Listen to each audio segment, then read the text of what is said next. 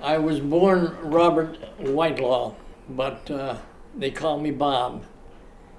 So I was born in Australia, and 80 years later, I'm sitting here in Canada.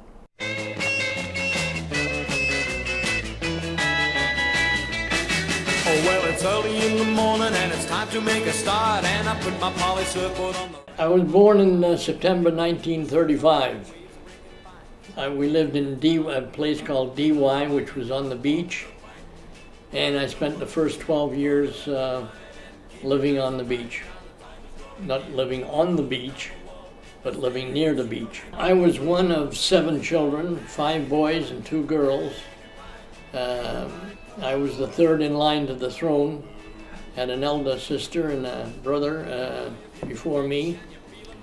Shortly thereafter, we moved further west to Ashfield, still in Sydney. Had a pretty good life growing up. When I was 16, I joined the Army Cadets, and at the age of 18, I went to do my National Service training, which was 3 months of basic training in the regular Army. When I was 21, this is where the big change occurs.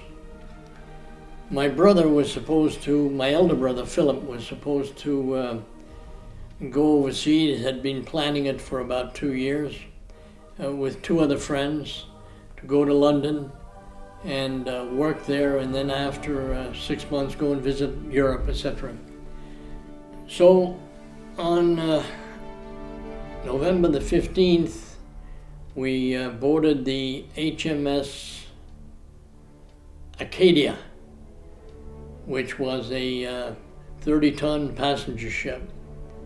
I don't think I'll talk too much about that day because I went pub crawling with a guy from Denmark, so I don't remember an awful lot about it, except that I damn near missed the ship. They were blowing the last horn when we raced around the corner, and they were calling over the microphone, "Passenger Robert Whitelaw, please." So we just made it in the nick of time before the gangplank was hauled up. I don't know what would have happened if we had missed it. And then arrived in London in the middle of November. It was cold and windy, and there wasn't any snow, just cold rain. And it didn't take me too long to dislike London. One day I was reading a newspaper and I saw that thousands of British were immigrating to Canada. I told my brother, or asked him, what do you think of the idea of going over to Canada? And we were on a ship, the Empress of France, a week later. We arrived in St. John, New Brunswick. Boy, what a change. Snow.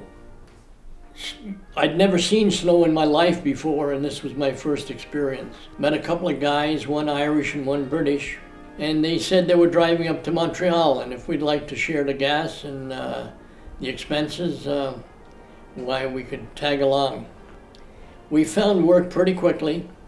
I found an apartment. Actually, one day I was going down to the basement to do my washing of the basement of the apartment, and I met this pretty little French-Canadian girl.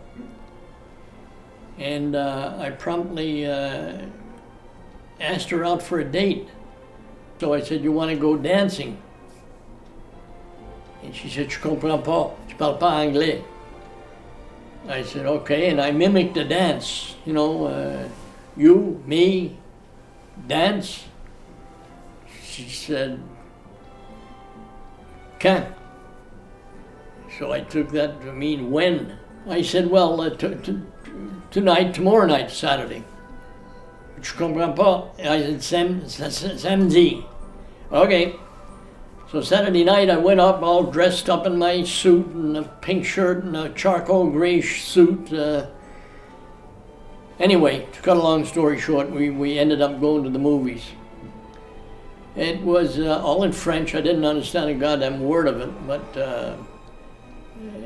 I wasn't too interested in the movie anyway. So it so happens we started dating. Anyway, in May we decided that we'd move on and go to Toronto. So I had a friend at work, I wrote it out in English, and a little note, and my wife still has it today, the note saying, my brother is being transferred to Toronto and we'll be leaving in 15 days and I'm going to miss you very much. And he translated it in French, but being a Frenchman, he added, I love you and will miss you very much.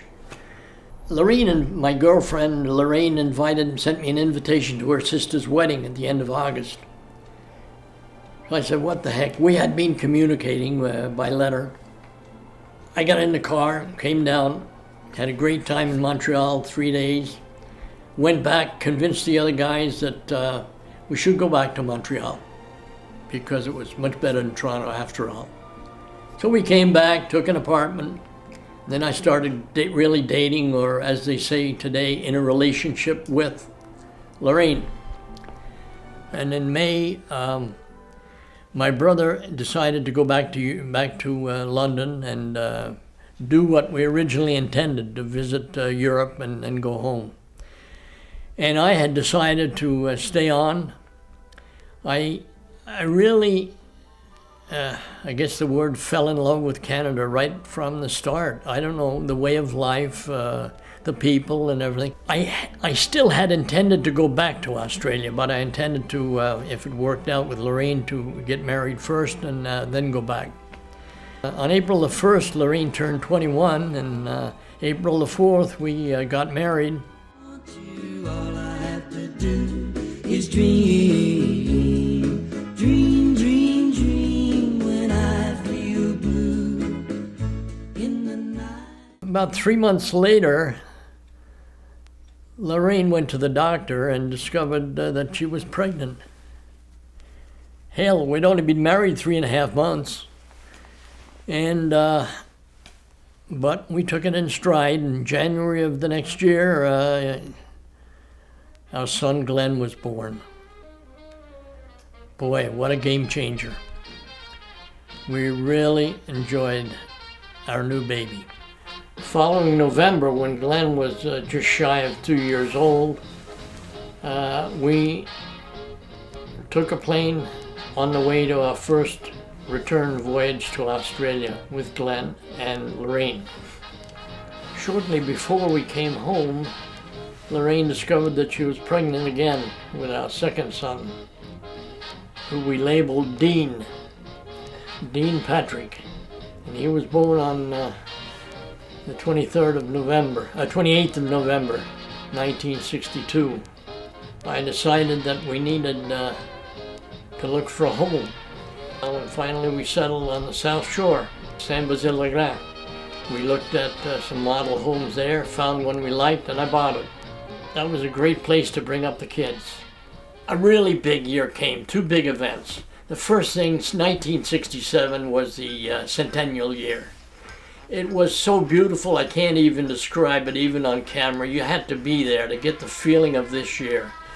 Expo 67, the 67 World Exposition. But what really made the year before we even went to Expo was the birth of our third son in April the 18th, 1967.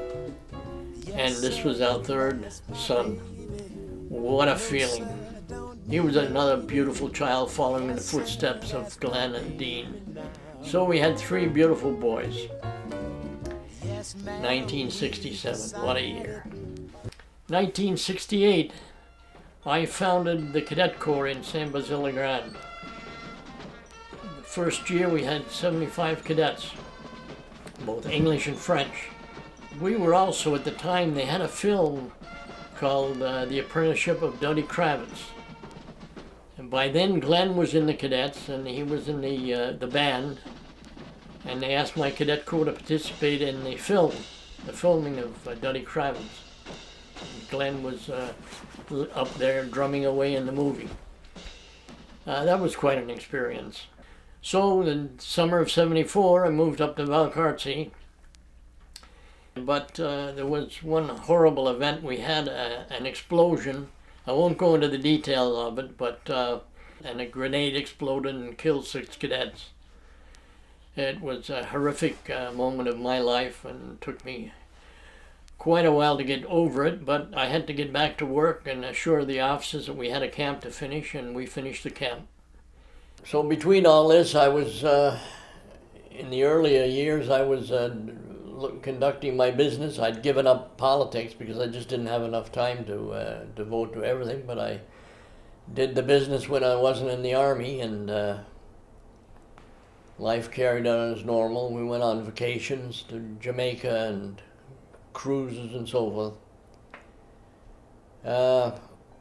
Yeah, looking back, it's been a long ride, but a good ride. 3 beautiful kids, watched them grow up, get married, have children. So now I have 6 grandchildren and 1 great-grandchild who is now 2 years old.